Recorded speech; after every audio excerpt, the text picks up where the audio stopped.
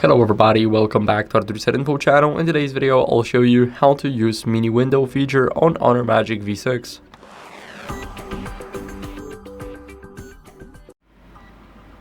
So first, what are we gonna do is we're gonna go over and open up a random app. So as you guys can see, once I open up the app, here, what are we gonna do is we're gonna go over and swipe from the bottom. So we need to swipe so it looks like this and push it right into the top corner.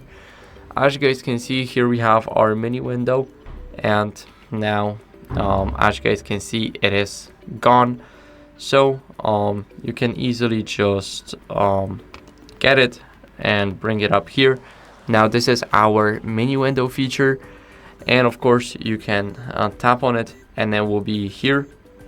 And if you want to just get it, hold the blue line and hold it to the top right corner. Now we entered the mini window feature again, and that's how you guys can do it. So thank you for watching. If you enjoyed this video, then make sure to leave a like, subscription, and a comment, and I'll see you in the next one.